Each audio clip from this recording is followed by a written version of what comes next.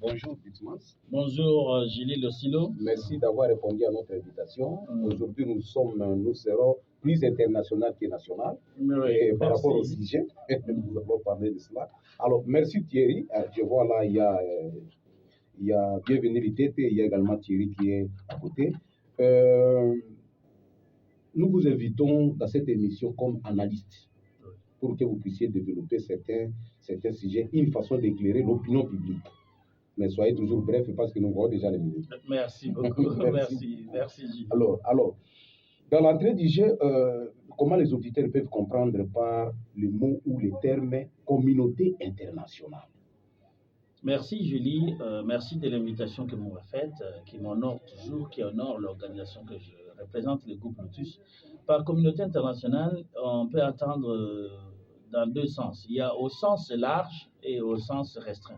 Au sens large, c'est l'ensemble de tous les États qui constituent le monde actuel, c'est-à-dire l'ensemble des États. Et l'ensemble des États, au jour d'aujourd'hui, nous avons 194 membres qui composent les États. Oui. Donc, par communauté internationale au sens large, c'est tous les États du monde. Tous les États du monde, leur nombre, 194. 194 États membres. Par communauté internationale au sens large, c'est l'ensemble des États qui font partie des Nations Unies, qui sont membres des Nations Unies, qui participent aux activités des Nations Unies, c'est-à-dire membres et observateurs. Membres et observateurs des Nations Unies, aujourd'hui, ça fait 93 membres, moins la Suisse. La Suisse est un État observateur et le Vatican, qui sont des États observateurs au sein de l'ONU. Donc 192 plus maintenant quand on a créé le Sud-Soudan, ça fait 193. Donc au sens restreint, c'est tous les États qui font partie des Nations Unies. C'est-à-dire les États organisés dans un cadre juridique qui s'appelle les Nations Unies. Voilà. Mais comme je vous ai dit, sauf la Suisse, ça c'est la communauté internationale. Donc, communauté internationale, l'ensemble de tous les États du monde, oui, pris le nombre, oui, et de ceux qui sont organisés. Au sens restreint, les États qui sont organisés. Les États qui sont organisés. Au sein des Nations Unies. Mais nous pouvons dire, parce que quand vous dites déjà 194, c'est beaucoup plus pour ne pas énumérer ici par rapport au tas, mais revenons ne fût qu'en Afrique. Est-ce que parmi ces États, les États africains qui font partie de la communauté internationale? 54 États. 54. 54 États africains. Puisque quand le Soudan c'était 53. Quand le Soudan a éclaté en deux États, le Soudan et le Soudan du Sud, c'est 54 États africains. Okay. Et tous les 54 États africains font partie de l'Union africaine. De l'Union africaine. Ah ouais, c'est ça. Donc l'Union africaine fait partie également de la communauté internationale. Oui. Vous pouvez citer ne fût-ce que 10. 10 pays. Bon, je commence, comme on dit, la charité bien ordonnée, la RDC, oui, le Congo-Brazza, le Rwanda, le Soudan, oui, le Soudan du Sud, ça fait 5. Je prends maintenant l'Angola, oui, je prends le Burundi, ça fait 7. Je peux prendre l'Algérie, oui, je peux prendre l'Égypte, et je peux prendre encore un autre pays, le Sénégal. Ça le fait Sénégal. 10. Donc nous pouvons aussi ajouter même l'Ouganda. L'Ouganda, mais tous ces pays font partie de la communauté internationale. De la communauté internationale. Et de la communauté africaine, de l'Union africaine. Oui. Alors, maintenant, parmi ces pays, est-ce que les individus peuvent également, font partie également de la communauté internationale? Un individu, par exemple, qui se sent... Au sens restreint. Au sens restreint, les individus ne font pas partie de la communauté internationale. Au sens restreint. Au sens large, étant donné que les États sont constitués des individus, les individus font partie aussi de la communauté internationale. La communauté internationale, au sens restreint, égale les États. Communauté internationale égale les États. Au sens large, la communauté internationale égale les États et les États égalent les individus. Donc les individus font partie de la communauté internationale représentés par leurs États. Représentés par leurs États. Et non une personne physique comme ça. Oui, une personne physique est il n'y a pas de personnes isolées des États. Chaque personne est identifiée à son État. Hein? Oui. Donc, maintenant, les individus, quand ils sont des membres de la communauté, c'est via leurs États. Maintenant, il y a aussi les ONG. Les individus regroupés au sein des ONG qui ont le statut d'observateurs au sein de la communauté internationale, là, ils agissent comme individus.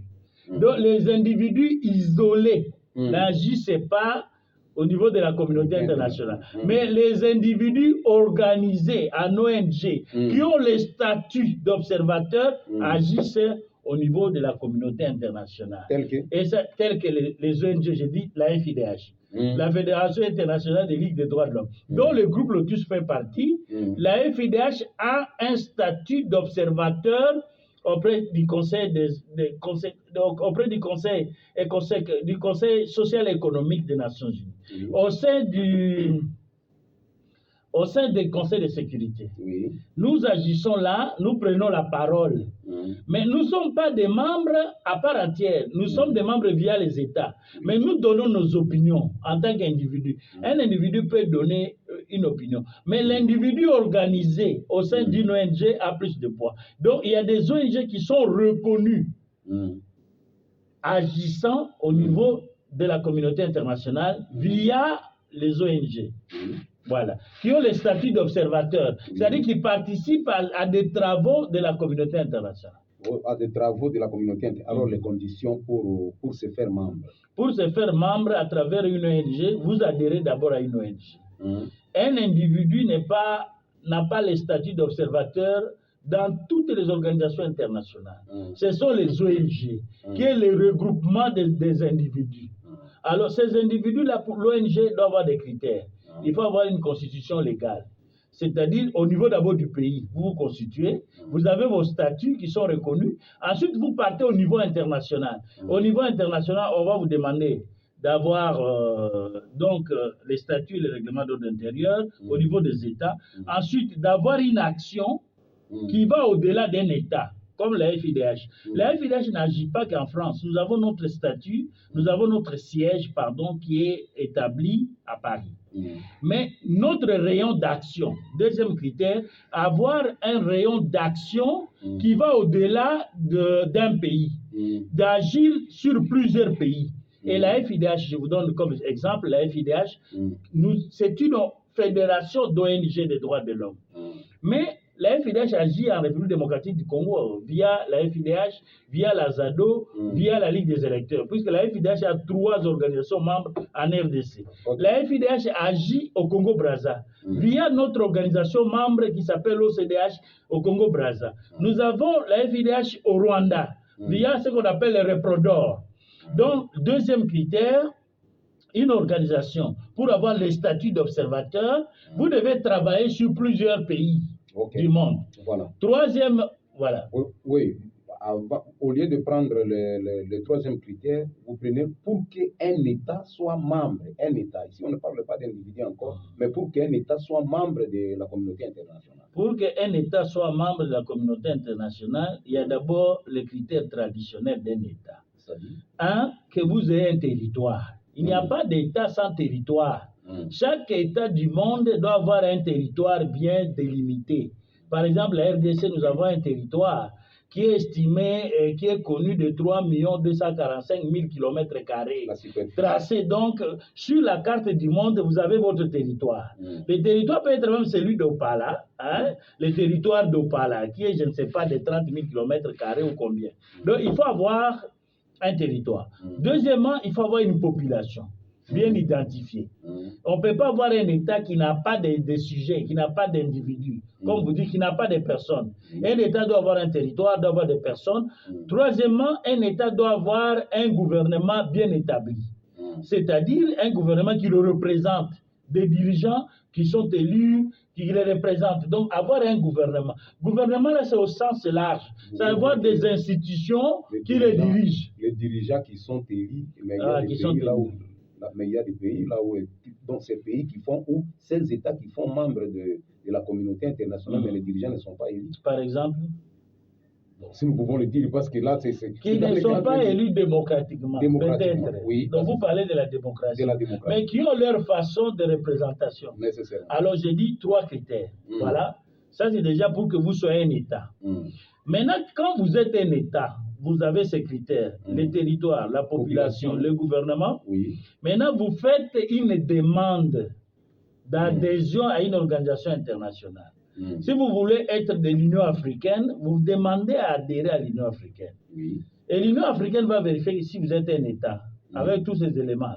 Et vous demandez l'adhésion. Quand vous demandez l'adhésion, c'est que vous acceptez les statuts de cette organisation. Par exemple, les Nations Unies. Maintenant, vous êtes reconnus par l'ensemble des organisations qui forment le monde et qui sont bien structurées à travers une organisation internationale. OK. Et vous adhérez à une organisation internationale. Et la première des organisations internationales à adhérer, c'est l'ONU. C'est l'ONU. C'est l'ONU.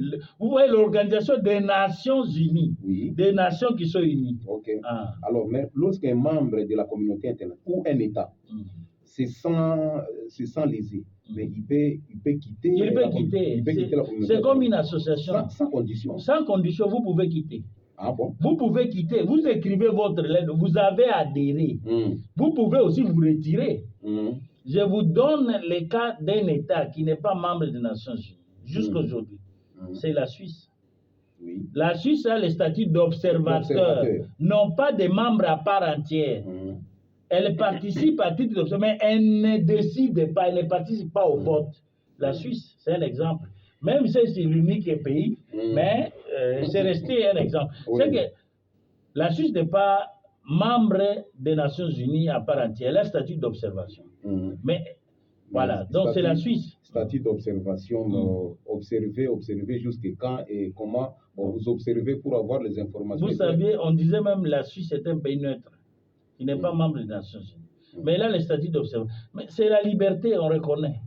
On le reconnaît. Mais il y a aussi des avantages à être membre d'une organisation. Il y a aussi des inconvénients. Mais vous devez accepter. Voilà. Mais je vous répondais tout simplement pour dire que tout État est libre. C'est ce qu'on appelle la souveraineté d'un État. Un État est libre d'adhérer à une organisation comme de se retirer de cette organisation. Si notre pays un jour dit que nous ne voyons plus clair dans ce que les Nations Unies font, ou dans notre pays, ou dans le monde, nous nous retirons des Nations Unies. Tous les pays accepteront que le Congo se retire. Le Congo a adhéré librement. Et peut aussi se retirer librement. Voilà. Est-ce que cela ne veut pas créer un danger si le fait de se retirer d'un groupe fort de la sorte? Je ne dis pas un danger, mais des inconvénients. Des inconvénients. Il peut y avoir des inconvénients. Je ne parle pas de danger. Des inconvénients, c'est que vous n'aurez pas le soutien des autres. Les autres nations, ou par exemple pour le cas de notre pays, vous savez, on dit toujours que l'union fait la force. Quand vous êtes membre d'une organisation comme les Nations Unies, vous êtes en difficulté, les Nations Unies vont vous venir au secours. Voilà, nous allons revenir. Mais quand vous êtes seul, isolé, vous n'êtes membre d'aucun pays comme la Suisse. La Suisse n'a que le statut d'observateur. Même si elle n'a pas adhéré, mais elle a dit, je reste quand même voir ce qui se passe. Je participe à cette... Mais quand même, déjà, c'est refuser la neutralité zéro. Sinon, elle ne serait même pas là. Donc, il y a des inconvénients d'évoluer seul dans le monde. OK. Mais en tant qu'analyste, pouvez-vous énumérer certaines faiblesses des Nations Unies? Oui, des Nations Unies. Ou de la communauté internationale. La première faiblesse, la communauté internationale n'a pas de police. N'a pas de police. N'a pas de police. La communauté internationale a des difficultés pour faire exécuter ses décisions. Pour faire exécuter ses décisions, elle doit passer par les États membres. Donc la communauté internationale, formellement, officiellement, n'a pas de police, n'a pas d'armée. Ça, c'est la première faiblesse. N'a pas de police, n'a pas d'armée. Ça, c'est la première faiblesse. La deuxième faiblesse, elle n'a pas non plus de prison. Elle n'a pas de prison, la communauté internationale. Elle utilise les prisons des États membres. De ces États membres. Elle n'a pas à elle seule sa prison.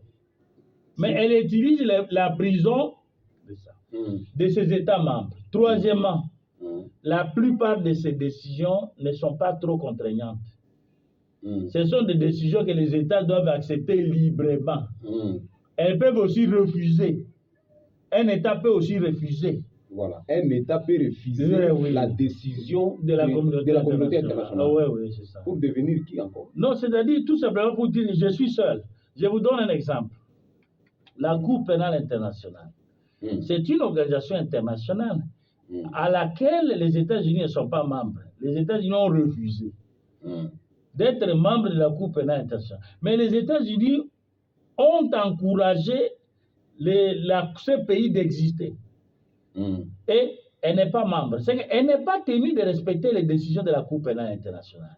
Les États-Unis disent je ne suis pas membre. Comme la Suisse, qui n'est pas membre des Nations Unies. La Suisse n'est pas obligée d'appliquer les décisions des Nations Unies. Elle dit je ne suis pas votre membre, ne m'appliquez pas ça et je n'accepte pas ça. C'est pour cela que la Suisse fait même. Donc vous comprenez? Oui, c'est ce que je vous disais. La faiblesse aussi, c'est qu'elle ne peut pas, les décisions là, ne s'obligent pas. Même si on dit, bon, c'est obligatoire, les conseils de sécurité prennent. Par exemple, les conseils de sécurité, toutes les décisions des conseils de sécurité des Nations Unies sont contraignantes. Mais il y a des États qui refusent, puisque les États, une fois que le conseil de sécurité a décidé, il n'a pas de police, il n'a pas d'armée. Comment il va faire exécuter ça? Quand nous sommes Congolais, nous sommes Congolais, nous sommes de la RDC. Si notre État prend une décision, vous, M. Gilil aussi, vous refusez, on va vous arrêter. On va utiliser la police et la justice pour vous faire arrêter. Mais la communauté internationale n'a pas ça. Elle utilise, même si elle prend une décision, elle doit recourir à ces États pour exécuter. Pour l'exécution. Voilà. Alors, les points forts de la communauté internationale? Les points forts, l'union fait la force. C'est-à-dire, si vous êtes membre d'une famille internationale, si un État adhère à la communauté internationale, la communauté internationale a le devoir de l'assister. Quand cet État a des problèmes, la communauté va venir l'assister. Le premier avantage, c'est que vous aurez la solidarité de vos membres. C'est comme une mutualité, non? Quand quelqu'un meurt, par exemple, ou quelqu'un est malade, mais les autres membres de mutualité cotisent pour aider cette personne. Donc, la communauté internationale va vous assister. La Banque mondiale donne, par exemple, de l'argent à la RDC. Il y a de l'argent qui sont sous forme de prêts, de dettes, il y a des gens qui ne sont pas de dettes. Ah bon? Oui, on fait seulement des dons, la communauté internationale donne ça, la Banque mondiale donne ça. Mais c'est ce qui nous pousse maintenant à profiter de l'occasion de vous demander d'où proviennent les moyens de la communauté internationale. Des États qui cotisent. Réfléchissez simplement à l'exemple de la mutualité, dont la plupart des Congolais sont membres. Qu'est-ce qu'on fait dans la mutualité? On fait des cotisations. Les États cotisent au sein des Nations Unies. La cotisation est obligatoire. Annuelle. Chaque année, vous devez cotiser. Il y a un montant qui est fixé, dont je n'ai pas le montant. Je n'ai pas la précision. Vous cotisez. Donc, vous cotisez en argent. Vous pouvez cotiser aussi en effort. Donc, si le Congo, je vous donne un exemple, quand la Centrafrique avait des problèmes, on a constitué une force pour aller mettre la paix en Centrafrique. Les soldats congolais, les policiers sont allés à Centrafrique dans le cadre des Nations Unies. Mais la cotisation peut être aussi financièrement, ça peut être aussi en nature, ça peut être aussi en homme. On cotise. Donc les États cotisent. Par exemple, nous les Congolais, je vous dis par ma modeste expérience, de participer à beaucoup de réunions internationales des Nations Unies et autres. Notre pays, il y a des organes des Nations Unies où un Congolais ne peut pas postuler. On vous dit par exemple, non, votre pays est en retard de cotisation. Donc vous ne pouvez pas vous présenter comme candidat parce que le pays est en retard de cotisation. On vous dit carrément, on n'accepte pas la candidature de Congolais. Commencez d'abord à régulariser les cotisations de votre État. Ça, c'est l'argent. Donc il y a des conditions. On dit qu'un Congolais ne peut pas être dans cette organisation. Je donne un exemple comme ça peut être l'UNICEF, ça peut être les ACR. Parce qu'il y a trop de dettes. Voilà. Vous avez trop de dettes de cotisation. La valeur des membres. Donc vous ne pouvez pas, voilà. Il y a ces conditions-là. Oui, se voit également par exact. Mais lorsque des États membres de la communauté internationale sont à conflit, que peut faire la communauté internationale? Et je vous donne un exemple des cas. Le Rwanda et le Congo sont aujourd'hui en conflit. Le Rwanda fait partie des Nations Unies, est membre des Nations Unies. La RDC est membre des Nations Unies. Que peut faire l'ONU? Par exemple, je vais à l'ONU. On parle d'abord de ce qu'on appelle la mission des bons offices.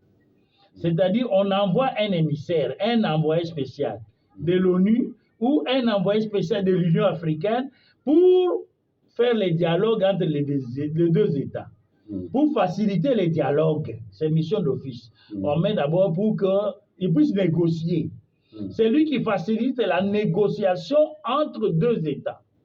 C'est la mission des bons offices. Ensuite, on peut dire, bon, on arrive à la phase de négociation où les États eux-mêmes doivent négocier, mais sous l'égide, on dit sous l'égide des Nations Unies ou sous l'égide de l'Union africaine. Ok. Si les deux États ont fait la guerre, par exemple comme l'Érythrée et la Somalie, qui étaient en guerre pendant longtemps, on va dire, bon, on peut pas créer une force d'interposition. Une force qui vient rester entre les deux belligérants pour les séparer. Ou on peut faire les amener à mettre la fin. Ou on peut faire la pression. Ou on dit aux États, mettez-vous ensemble, entendez-vous, concluez un accord de paix. Si cela est impossible, on dit, on va prendre des sanctions contre celui qui ne respecte pas les décisions. Mais ces sanctions-là, ça peut être des sanctions économiques. On fait des embargos, les produits ne vont plus circuler. Ce pays-là ne peut plus exporter ses produits au marché international. Ça peut être des embargos diplomatiques. On ne donne pas de visa aux ressortissants de ces pays-là.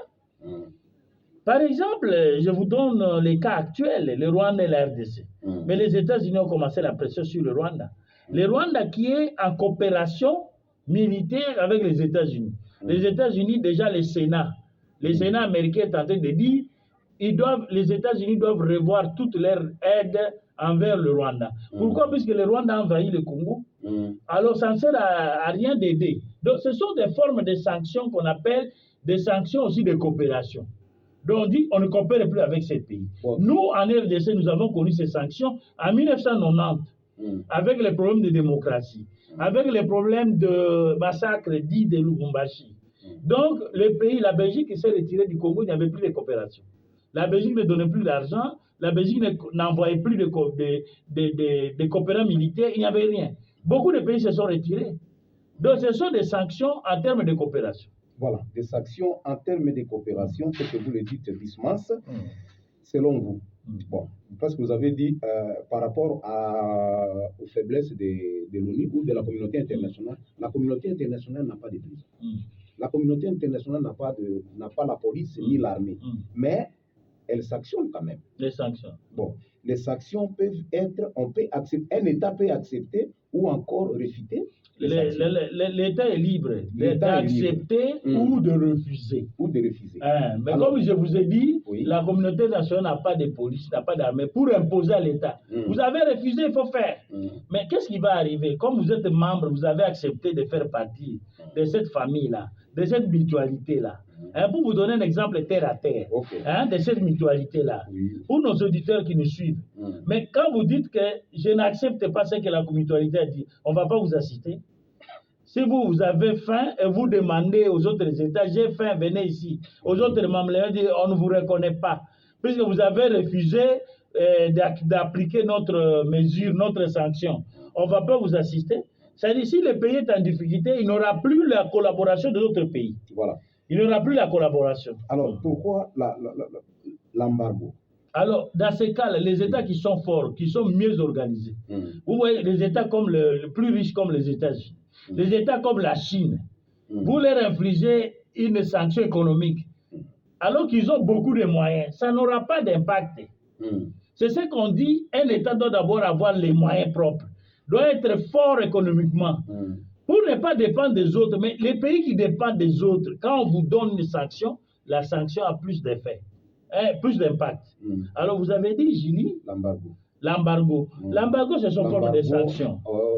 L'embargo contre la RDC, l'embargo des armes. Il faut dire, l'embargo n'est pas total. Ce n'est pas dans tous les domaines, c'est dans un domaine. Et dans le domaine d'importation des armes, achat d'armes. Et là, l'embargo, c'était d'abord, l'embargo, il faut dire, la préciser, c'est contre les groupes armés. les groupes armés qui ne peuvent pas importer les armes. C'est ça. Mais l'embargo contre l'État congolais, c'est quoi? On ne dit pas qu'on ne refuse pas l'État congolais. Mais comme l'État est encore instable et que l'État a connu beaucoup de dysfonctionnements, il y a encore la guerre, il y a eu des réseaux mafieux, on demande à l'État congolais de déclarer tout l'achat d'armes. Si l'État congolais veut acheter les armes, il doit les déclarer à la communauté internationale. J'ai commandé tel type d'armes, c'est pour telle utilité. Donc, l'embargo, si je peux dire, contre le gouvernement congolais est très limité.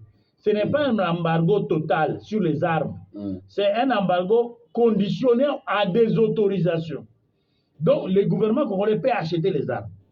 Mais ces armes-là, il doit les déclarer à la communauté internationale. Que je veux ça, pour ça, pour ça. Pourquoi? Puisqu'on dit, ben, dans cet état-là qui s'appelle la RDC actuellement, c'est un état qui a encore beaucoup de problèmes. C'est un état où il y a la mafia. Donc l'État, l'armée nationale peut acheter une arme et on retrouve cette arme-là le lendemain chez les rebelles. Alors vous voyez, quand l'armée n'est pas encore très bien organisée, l'armée n'a pas encore tous les mécanismes pour contrôler tout, les réglementer et gérer à bon escient, on dit, bon, il faut suivre, il faut contrôler ce que cet État. Donc l'embargo contre le gouvernement congolais est un embargo limité à des autorisations. Donc l'État est autorisé d'acheter toutes les armes qu'il veut, mais à condition de pouvoir les déclarer. De pouvoir les déclarer pour que le monde entier sache que le Congo a acheté telle arme et qu'on sache que cette arme-là ne puisse pas se retrouver entre les mains des mouvements rebelles. Ok. Vous, en tant qu'analyste, êtes-vous certain que la communauté internationale peut jouer le jeu pour déstabiliser l'Est de la RDC? Non. Donc, certains États, puisque la communauté internationale c'est un fourre-tout, je venais de vous dire au sens large, c'est les États. Mais les États qui font partie, je ne peux pas dire dans son ensemble, puisque la communauté internationale organisée à travers les Nations Unies ne peut pas formellement déstabiliser la RDC. Mais certains États qui ont des intérêts... Certains États qui font partie de cette communauté internationale, pour leur propre... Puisque la communauté internationale, même si vous en faites partie comme État, la communauté internationale n'a pas les moyens de vous contrôler dans tout. La communauté internationale ne vous contraint pas non plus de ne pas être libre. Tout en étant membre de la communauté internationale, il y a la notion de la souveraineté des États. C'est que chaque État peut aussi, dans sa politique intérieure comme extérieure, être libre de faire ce qu'il veut. Alors, ça, je dis, la communauté internationale organisée ne peut pas déstabiliser la RDC. Mais les États membres de la communauté internationale, qui ont des intérêts personnels en RDC, peuvent les déstabiliser et l'ont déjà déstabilisé. Voilà. Et je ne manquerai pas de citer ici le Rwanda, l'Ouganda, qui nous ont fait la guerre en 1996. La première invasion de la RDC par ce pays-là, c'était en 1996. En 1996, il n'y avait pas que le Rwanda et l'Ouganda, il y avait aussi le Burundi. On a vu les soldats burundais ici. Il y avait l'Angola qui a soutenu la rébellion contre Mobutu. Tous ces États-là, puisqu'ils avaient des intérêts politiques, ils avaient des intérêts économiques, sont entrés au Congo. Et plus tard, encore en 1998. Voilà. Et maintenant encore. Oui. Mais entre la communauté internationale et la RDC, à qui revient la charge de la MONUSCO? Qui supporte la MONUSCO? C'est la communauté internationale, ce n'est pas la RDC. Ce n'est pas la RDC. La RDC ne donne pas l'argent à la MONUSCO. La MONUSCO est une émanation du Conseil de sécurité des Nations Unies. C'est une émanation des Nations Unies. Ce sont les États qui contribuent. Mais le Congo, s'il contribue aux Nations Unies, maintenant les Nations Unies donnent à la MONUSCO. Mais directement, Congo, MONUSCO, il n'y a aucun lien d'argent.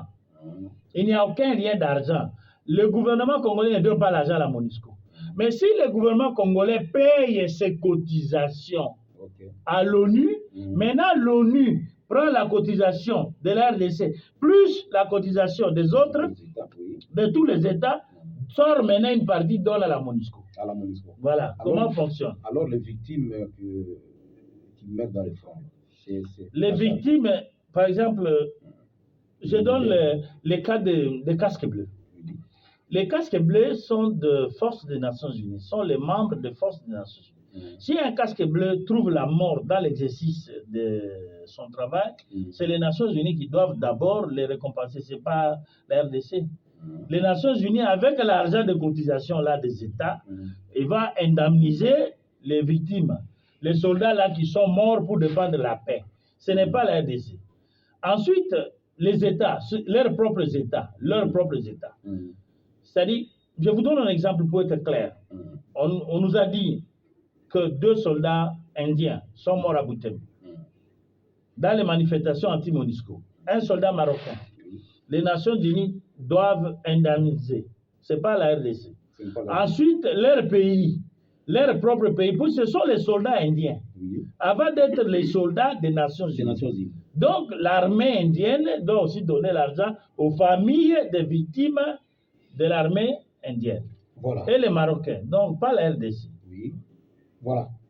Mais quelle est votre analyse? Parce qu'ici, je crois que nous sommes beaucoup plus par rapport au sujet tel que nous avions dit tout au début. L'émission, c'est plus international encore par rapport au thème. Oui. Ben, quelle est votre analyse sur la période de l'IRISS et de l'OTAN à la période actuelle? Bon, il y a eu ce qu'on a appelé la guerre froide. La guerre froide a commencé à partir de 1949, après la création des Nations Unies en 1945. En 1945, ce sont les vainqueurs de la Deuxième Guerre mondiale qui ont créé les Nations Unies et qui se sont donné les droits de veto. C'est les 5 pays que nous connaissons. Les États-Unis, la Russie, la Grande-Bretagne, la Chine et la France. Les 5 pays vainqueurs de la Deuxième Guerre mondiale qui ont créé les Nations Unies en 1945. Quelque temps après, il y a eu une brouille entre eux. Ils se sont brouillés. Il y a eu un conflit entre eux, des leaderships. Les États-Unis ont dit c'est moi. L'URSS a dit moi aussi. Alors, ils se sont partagés, les 5 là, en 2 blocs. Un bloc dirigé par les États-Unis, qui était constitué des États-Unis, de la France et de la Grande-Bretagne. Et ils ont formé ce qu'on appelle le bloc Ouest. La Russie, la Chine, et ils ont créé ce qu'on appelle le bloc Est. Alors, c'était une guerre froide, puisque ce n'était pas une guerre directe. C'était une guerre d'idéologie. Les autres ont dit, nous défendons l'idéologie libérale. Les uns, les blocs ouest là, les États-Unis, la Grande-Bretagne, la France, ils ont dit, nous sommes de l'idéologie libérale, de l'économie capitaliste ou libérale. Maintenant, les autres ont dit, nous sommes de l'économie communiste ou socialiste. Et nous devons avoir des pays dans le monde. Alors, les 2 idéologies se sont affrontées. Ce n'était pas la guerre directe. C'est comme ça qu'on a appelé la guerre froide, ou la guerre indirecte, la guerre des idées. Voilà. Et cette guerre a commencé comme ça, et c'était la guerre froide. Et à ce moment, le monde a évolué jusqu'à 1990. Quand nous sommes arrivés à 1990, il y a eu cette guerre. Les murs de Berlin est tombé, la Russie, il y a eu des États avec Gorbatchev qui ont demandé leur autonomie, qui se sont dégagés, et c'était la fin de la guerre froide. Et maintenant, la Russie, avec cette guerre qui a commencé froidement, indirectement, à partir de 2013-2014, où une partie de l'Ukraine a commencé à se détacher de l'Ukraine, et à dire qu'elle va... Une partie de l'Ukraine a commencé à se détacher de l'Ukraine. Ce sont ce qu'on appelle les régions indépendantistes qui ont commencé à dire qu'elles doivent adhérer à la Russie. Ah bon? Oui, elles doivent quitter l'Ukraine. Elles doivent adhérer à la Russie. Cette partie, c'est comme toute une province Mais 2 provinces. 2 provinces de l'Ukraine. Alors, à ce moment-là, c'était encore un peu comme une nouvelle 2e guerre froide qui est arrivée maintenant au monde. Parce que la Russie s'est rendue compte qu'elle a perdu l'autonomie qu'elle avait, elle a perdu la grande URSS pour devenir la Russie. Puisque la grande URSS, là, Union des républiques socialistes soviétiques, a éclaté. en plusieurs républiques. Maintenant, la Russie ne voulait pas perdre l'Ukraine. La Russie ne voulait pas perdre la Géorgie. Puis il disait que les Américains vont venir là. Mais l'OTAN, à la guerre froide là, de 1949, on a créé l'OTAN. L'OTAN, c'était l'accord de l'Atlantique, l'accord de défense entre les pays de l'Ouest. Et la partie de l'URSS avait créé ce qu'on appelle le pacte de Varsovie, pacte de défense. C'est-à-dire, si vous attaquez un pays, membre de l'OTAN, tous les pays doivent faire solidarité. Alors, il y avait ça, mais à partir de 1913. Et maintenant, en 2022, quand la guerre a éclaté, nous commençons à voir encore que les États ont des problèmes. C'est maintenant, on a quitté la guerre froide pour venir maintenant à la guerre directe. Et cette guerre directe se passe entre la Russie contre l'Ukraine. Et voilà, maintenant les Américains, le bloc ouest, prend position derrière l'Ukraine. Et l'ancien bloc socialiste, même pas tous, mais certains, soutiennent la Russie. Ah bon? Oui, mais certains pays... Voilà, donc on est en train de revenir là. Pas complètement, totalement, mais indirectement on va arriver là. Et c'est ce qu'on crée. Voilà. Ah, maintenant, mais actuellement, M. Bismans, les États-Unis, l'OTAN, la Russie, la Chine disputent l'Afrique. Que peut faire les dirigeants africains? Les dirigeants africains doivent savoir défendre leurs intérêts. Puisque défendre leurs intérêts. On dit que les États ne conjuguent, les États ne s'expriment que pour leurs intérêts. Les intérêts des Africains aujourd'hui, c'est quoi? C'est de protéger les ressources naturelles qui sont recherchées par d'autres États. Les États recherchent quoi? Les ressources naturelles, il y a les matières premières, les minéraux, il y a le pétrole, il y a l'environnement aujourd'hui. Tous ces problèmes-là se posent. Alors les États africains doivent avoir la capacité de défendre leurs intérêts et de protéger leurs intérêts.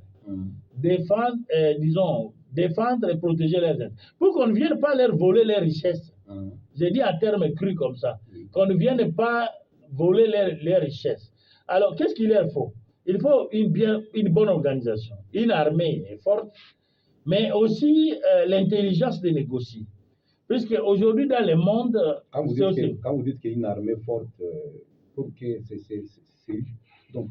l'IA, l'IA ait, donc l'Union africaine ait une armée forte.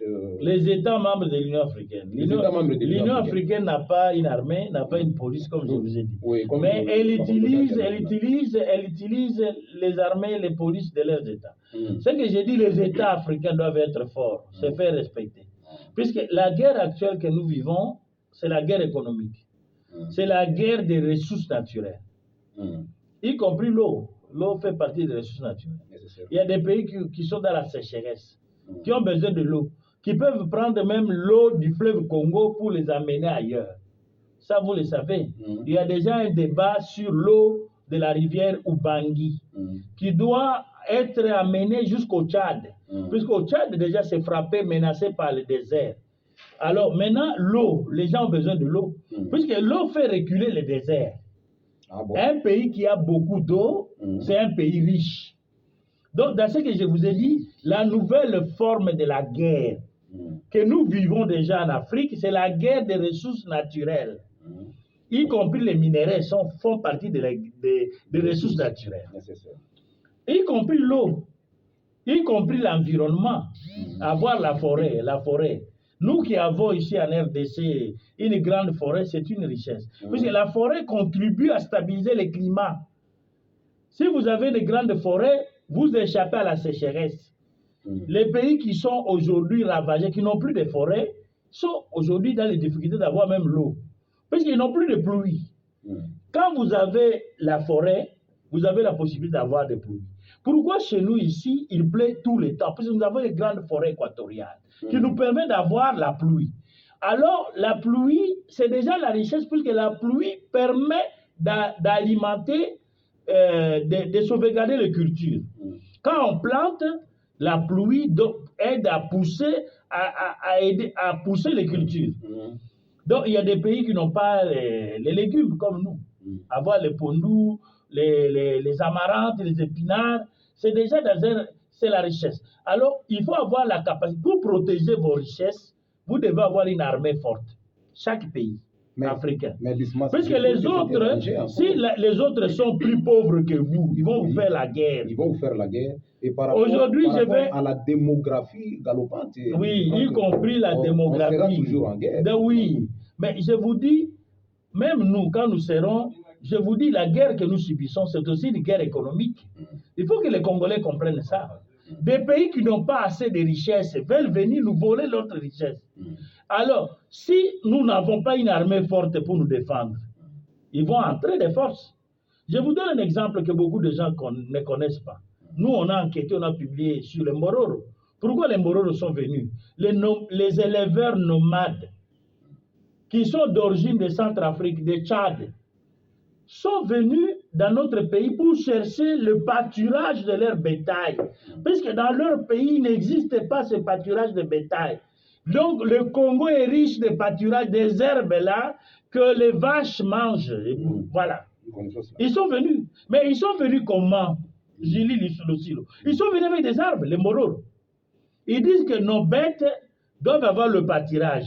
Mais pour que les Congolais ne nous arrachent pas ces bêtes, nous venons avec les armes pour protéger qu'on ne massacre pas nos bêtes. Mais c'est déjà une guerre, non? C'est une guerre, ils sont entrés au Congo. Puisque nous n'avons pas su protéger nos herbes là, qui sont une richesse pour les bêtes. Vous comprenez déjà? Voilà. Donc, je vous dis ça. Deuxièmement, il faut avoir maintenant une élite bien formée. Parce que quand nous, on part dans les négociations, ce n'est pas seulement la force physique. Ça nous reste au moins 2 minutes. Ce n'est pas la force physique, c'est la force intellectuelle. La force intellectuelle, c'est à travers des arguments. Donc, le Congo doit avoir des arguments aujourd'hui. Dans tous les domaines. Pour défendre les arguments pour faire retourner les Oui, mais dans les discussions. Mais vous savez déjà qu'aujourd'hui, on qualifie les Mbororo de réfugiés climatiques. Est-ce que l'Union africaine qui a adopté ça? Mais nous, les défenseurs des droits humains, ne sommes pas toujours d'accord. Mais comment les réfugiés climatiques vont entrer avec des armes?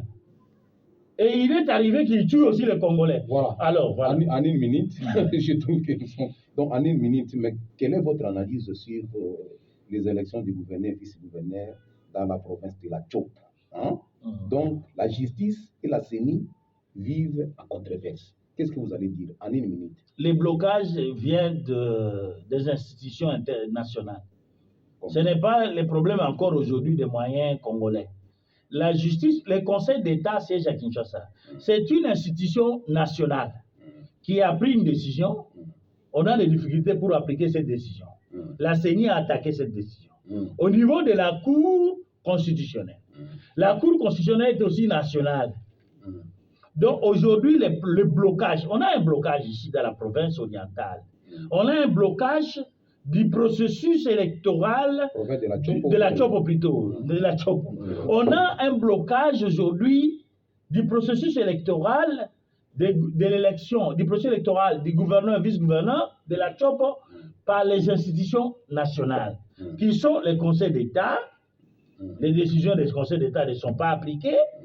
La CENI qui s'est opposée à la décision du Conseil d'État, la Cour constitutionnelle qui vient encore de créer un imbroglio, une confusion en disant irrécevable, et dans son rôle de régulation, elle ordonne à la CENI de constater et de proclamer élus gouverneurs et vice-gouverneurs les bénéficiaires du dernier acte pertinent. C'est encore équivoque, susceptible de plusieurs interprétations. Donc, en droit, comme la Cour constitutionnelle a parlé d'irrécevabilité, devait s'arrêter là. Et ne plus continuer comme elle a continué à créer une certaine confusion dans plusieurs interprétations. Quel est le dernier acte pertinent? Merci beaucoup, Bismarck. Donc, ce blocage dû à la confusion, c'est au niveau national. Merci beaucoup, Bismarck. C'est votre conclusion par rapport à ce que nous venons de parler aujourd'hui sur le silence de la communauté internationale. Donc, qu'est-ce qu'on peut faire? Qu'est-ce que la communauté internationale peut faire pour que la paix soit en RDC? Votre conclusion? La communauté internationale crée la confusion. La communauté internationale aujourd'hui est divisée. La communauté internationale aujourd'hui se caractérise par les intérêts des États et non pas voir des intérêts communs à la communauté internationale. Donc aujourd'hui, la communauté internationale est en difficulté. Et cette difficulté-là, se fait sentir plus auprès des États faibles, qui n'ont pas assez de moyens comme le nôtre, comme les autres. Donc, en partie, ce sont les États africains qui payent les prix de la confusion, de la guerre économique et de la communauté internationale. Mais la RDC est forte économiquement et puis selon la position, parce que vous voyez les choses. Bon, merci beaucoup, M. Bismas. Je crois que ce n'est qu'une partie remise. Merci beaucoup. Le dimanche prochain. Merci beaucoup. Alors, nous avions reçu dans ces studios de la RTNC, dans l'émission Vie et Société, M. Bismas Kitenge. Nous avions parlé d'un sujet très important, le silence de la communauté internationale par rapport au conflit qui déchire le monde. Et à la technique, nous avions travaillé avec Bienvenue Litete, secondé par notre ami, donc son nom m'échappe encore ici. Alors maintenant, au micro, c'était votre ami Gilles Losilo. Merci de nous avoir suivis parce que c'était Thierry Moulamba. Et merci de nous avoir suivis. À la prochaine. Que ce ne soit pas la dernière fois pour répondre à vos questions. Merci beaucoup. Merci vraiment. Merci.